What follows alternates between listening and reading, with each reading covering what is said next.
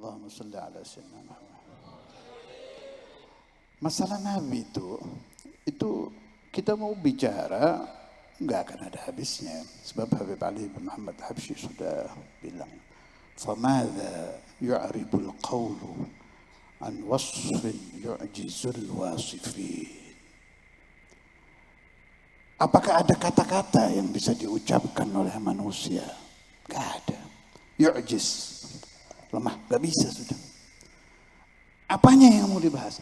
Rambutnya Nabi. Satu butir rambut dari Sayyiduna Abu Bakar As-Siddiq itu pernah jatuh di satu pemakaman. Seluruh orang yang mati di makam itu diberi ampunan oleh Allah Ta'ala. Itu rambutnya Sayyidina Abu Bakar. Fakifa bisya'ari Rasulullah. Itu baru muridnya loh. Nabi-nabi aja insyaallah. Kaifa tarqa itu Hasan boleh cari itu bait. Qasidah Kaifa tarqa ruqiyakal anbiya itu qasidah karangannya Imam Busiri yang sangat dicintai Maulana Imam Al-Habib Abdul Qadir bin Ahmad Bitrugi. Kaifa tarqa ruqiyakal anbiya ya sama'an ma tawalataha sama'u. Itu di qasidah itu diceritakan innama, Imam Busiri nih yang ngomong nih, perhatikan kalau yang ngomong saya nggak didengerin terserah. Imam Busiri itu ba'da ashabi Rasulullah, papan atas di pecinta Nabi bagian pujian. Sayyidul Muddah, pimpinan para pemuji Nabi Muhammad. Riwayat kenapa beliau dari ujung rambut sampai ujung kaki tergila-gila dengan Nabi, mau mati, stroke. Gak bisa gerak, udah stroke. Allah. Memang orang itu kita bisa menilai ini orang benar kalau tahu riwayat hidupnya. Makanya guru-guru saya itu menganjurkan sebelum membaca kitab, baca riwayat pengarangnya dulu. Lain nanti bacanya itu. Jangan langsung qala al-musannif rahimahullah, nanti pelajari dulu. Manil qail. Begitu qasidah Al-Lafal Imamul Busiri belum baca kita sudah tertarik.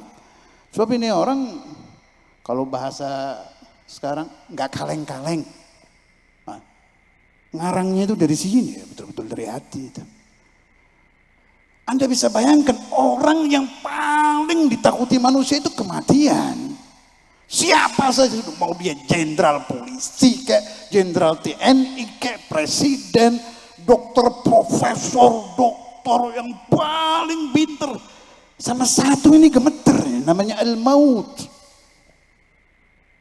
Karena itu pengarang Dalailul Khairat di dalam perjalanan beliau menuju Tuhan, di kamar khalwatnya ditulis al-maut, al-maut, al-maut. Terus di tembok-temboknya al-maut, al-maut, al-maut.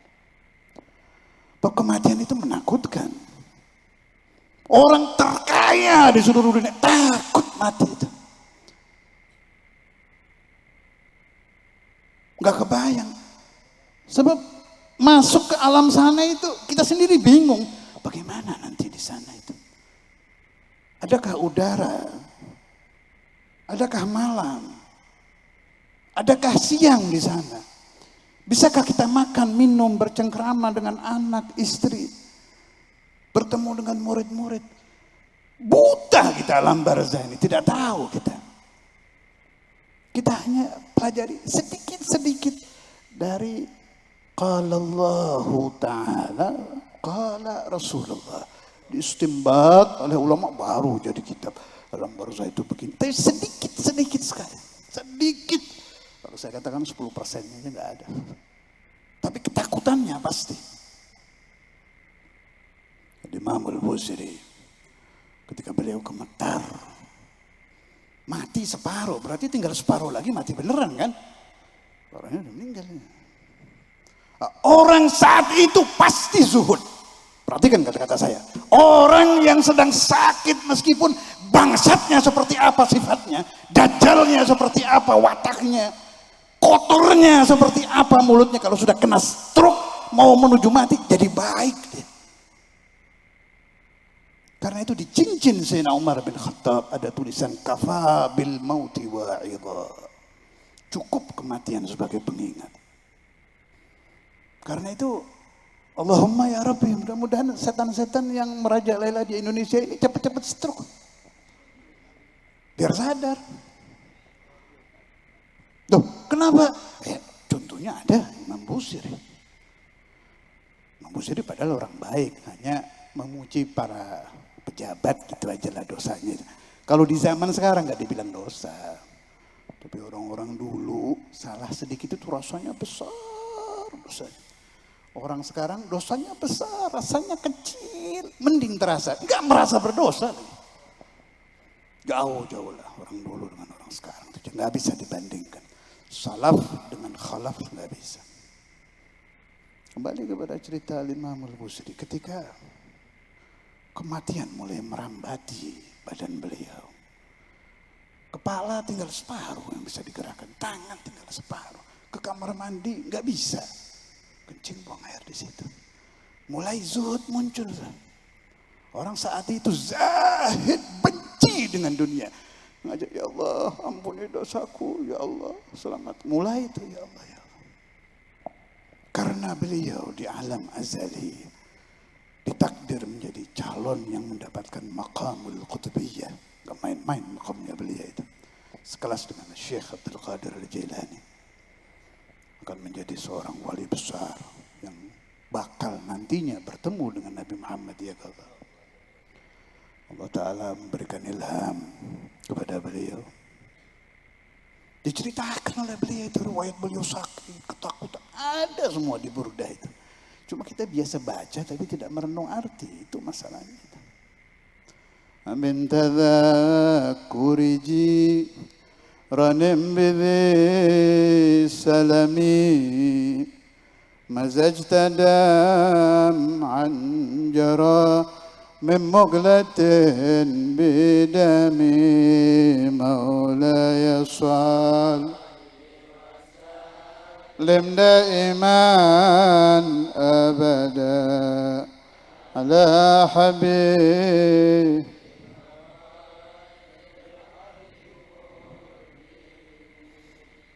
Saya terjemah dengan bahasa pemahaman, enggak satu persatu kata.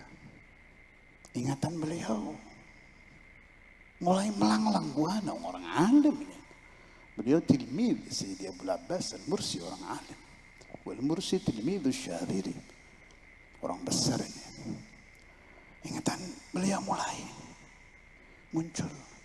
Sayyidina Abu Bakar Siddiq, Sayyidina Umar bin Khattab, jiranun bidhi salam ay ashabu Rasulullah sallallahu alaihi wasallam. Beliau tahu sahabat-sahabat ini cinta sama Nabi Muhammad. Nah, ini mulai menetes. Ya Rasulullah, andai aku hidup di zamanmu, ya Rasulullah tolong aku. Terus semua ayat mengenang. أم هبت الريح من تلقاء كاظمة وأومض الظلماء من نظام مولاي صل لم دائما أبدا. Ambil catatan. بك خير الخلق كلهم. Ntar saya nggak hafal ya catatan. Oh, ini ceramah paksaan, Allah yahdi biasa. Coba bukan temen gue cinta. Untung temen perguruan. Mulai itu mahabbat rih min tilqai kalimatin, gini dah. Orang yang sedang tergila-gila dengan seseorang, apalagi ini sudah zuhud, hubbud dunia sudah hilang. Angin itu mengingatkan dia kepada Nabi. Angin ini. Ada cahaya. Coba-cobanya nyelorot. Api semua ingatannya. Gak ada ingatan kepada yang lain. Sampai itu Burdah jadi berapa? Abiyatuha qad atat sittina ma'ami'atin farij biha karbana ya wasi'al karami maulaya salli wa sallim daiman abada ala habibika khairil khalqi kullihim. Hadirkan di dalam ingatan Anda 160 bait burdah dikarang dalam keadaan stroke loh ini. Apa enggak hebat itu? Dalam keadaan sakit parah. Fama li'ainayka in qul takfu fahamata wa ma liqalbika in qul tastafiq ya himi maulaya salli wa sallim daiman abada ala habibika khairil khalqi kullihim. Jadi beliau bilang sama hatinya, udah, jangan sedih terus, kamu udah sakit, udah stroke, udah tenang. Dijawab sendiri, nggak bisa, hati saya tidak bisa tenang sebab saya belum melihat Nabi Muhammad SAW. Nggak bisa. Aliran air matanya disuruh berhenti matanya, berhenti, jangan, nggak bisa, tetap mengalir. Pertetesan air mata Imamul Busiri. Sampai karena capeknya beliau, stresnya beliau dengan penyakit itu, tertidur saudara, tertidur Imam Busiri. Fara'a Rasulullah SAW, datang Nabi Muhammad. Karena itu tidak mungkin ada umat Nabi yang betul-betul cinta dengan Nabi, menangis, menjerit, memanggil Nabi, Nabi tidak datang, mustahil. Itu nasnya Quran yang tadi Habib Ahmad baca itu. Laqad ja'akum rasulun min anfusikum azizun alaihi ma anittum. Ada umatnya stroke itu berat buat Nabi masalah itu. Harisun alaikum, ini harus sembuh ini, umat saya yang ini harus sembuh. Bil mu'minina raufur rahim. Ditutupi badan beliau dengan burdatu Rasulullah. Ya Allah, Nabi yang usap ya, sembuh itu. Ikhtalafal ulama, ada yang bilang itu hanya mimpi, kemudian beliau sembuh. Ada lagi riwayat mengatakan burdahnya ada. Kalau orang-orang ahlu thariqah meriwayatkan ada burdahnya Nabi itu. Beliau rahasiakan ini kejadian, beliau rahasiakan. Umat Nabi zaman itu banyak yang ahli kasyaf. Tidak bisa. Ada satu fakir min fuqara'it thariqah menemui beliau.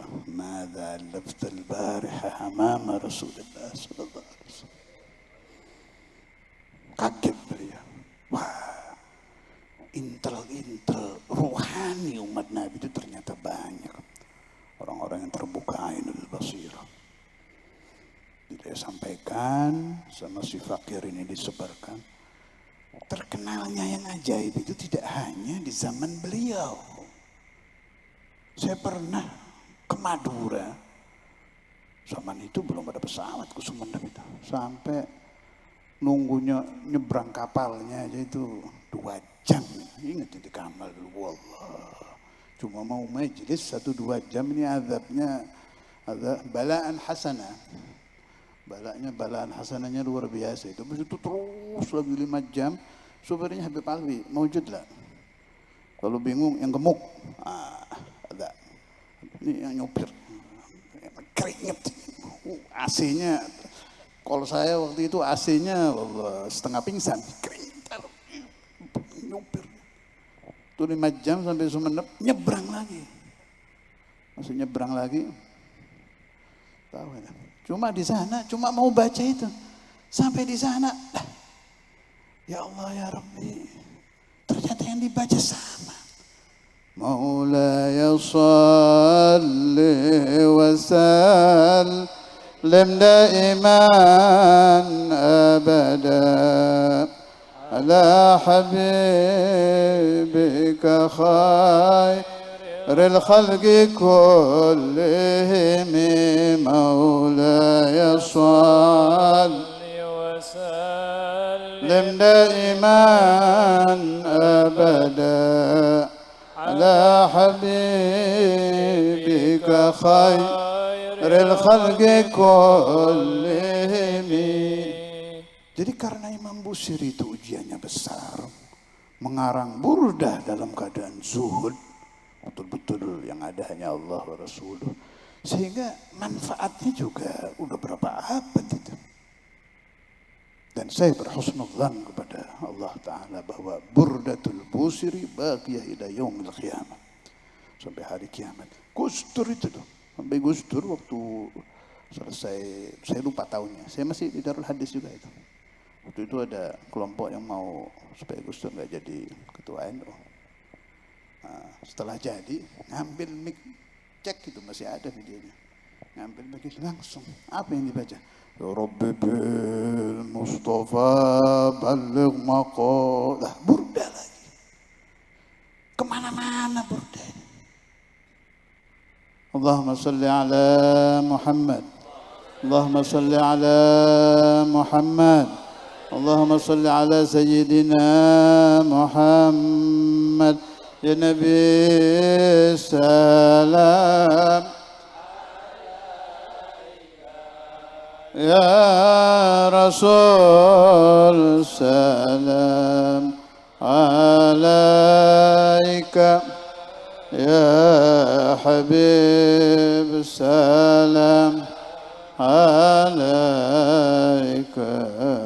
صلوات الله على الله يا نبي سلام عليك يا رسول سلام عليك يا حبيب السلام عليك صلوات الله عليك أنت شمس بدر أنت نور فوق نوري أنت إكسير وغالي أنت مصباح الصدور يا حبيبي يا محمد يا عروس الخافقين يا مؤيد يا ممجد يا إمام قبلتين من رأى وجها يا كريم الوالدين حوضك الصافي المبرد وردنا يوما نشور الله يا نبي سلام عليك يا رسول سلام عليك يا حبيب سلام عليك صلوات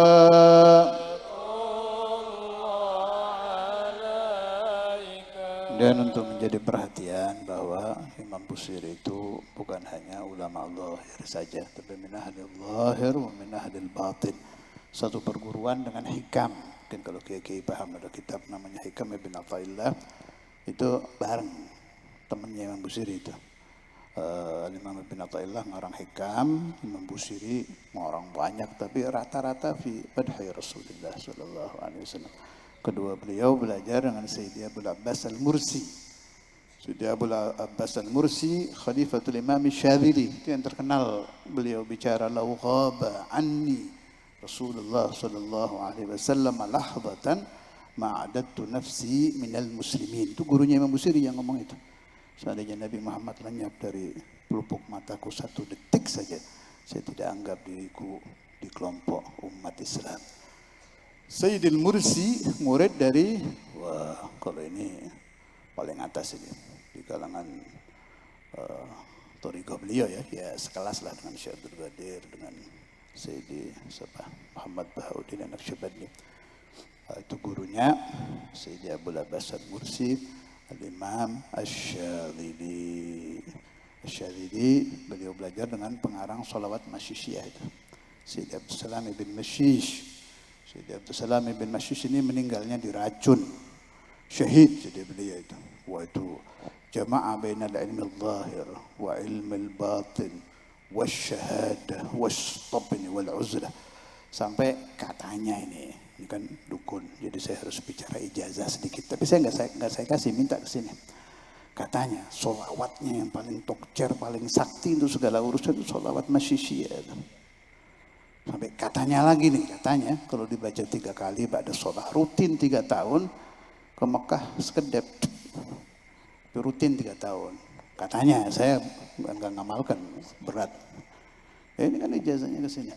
Kalau yang saya pakai itu ijazah dari guru saya, itu diamalkan nisful lail, arba'ina yauman, mutawaliyat, kalau bisa seumur hidup 41 kali, itu untuk memperbaiki keturunan.